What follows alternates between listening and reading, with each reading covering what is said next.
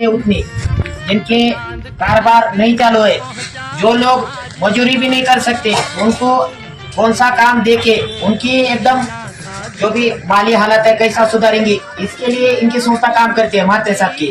अब आपके अंदर जो काबिलियत है वो काबिलियत के हिसाब से आपको जो भी उन्होंने योजना बोलेंगे वो योजना पूरे ध्यान से सुनना। अगर कुछ प्रॉब्लम आया तो सर को डायरेक्ट तुम पूछ सकते हैं, तुम्हारी जो भी समस्या है वो सर यहाँ का है उसका घरकुलाचे प्रस्ताव तुम्ही उद्याच्या पाठवून म्हणून सांगितलं घरकुलाचे ग्रामपंचायत उद्याच्या पंचायतीला पाठवून देतील. ठराव तुम्हाला मंजुरीसाठी नावावर करून घेणे किंवा मिळणे हा ठराव होईल समजा ते. पण आता ते हाय ते पगार बंद होणार आहे ना 1000 रुपये, आणि त्याच्यामध्ये तुमचं काय भागणार आहे सांगा ना.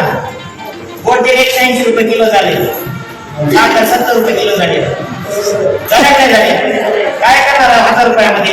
आणि ते बी बंद करण्यासाठी रोज एक निर्णय रोज एक आदेश पेपरामध्ये निघाले, त्याला घाबरून लोक तिथं गर्दी करायला आले. लोकांना भडकवण्यासाठी आलंय बरं का.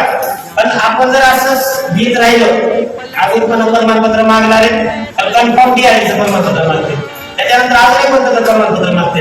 आणि ते देणं सगळ्याला शक्य होणार नाही, सगळ्याला शक्य होणार नाही.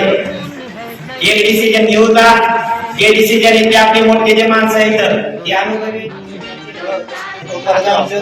आपलं काम समजून यायचं काका. जोपर्यंत मी तुमचं काम करते ना तोपर्यंत माझा हात सोडायचं नाही, जेवायला जाऊ द्यायचं नाही, खाली द्यायला जाऊ द्यायचं नाही, पण तुमचं काम करायचं. जेव्हा ह्या काकाने 15च्या ग्रामात येतं राष्ट्राची पगार मंजूर झाली, हे काम आहे, हे पाठपुरावा आहे, हे तर करतो. पण तुम्ही गेल्यावर माझं ते टेन्शन आपण पाठपुरावा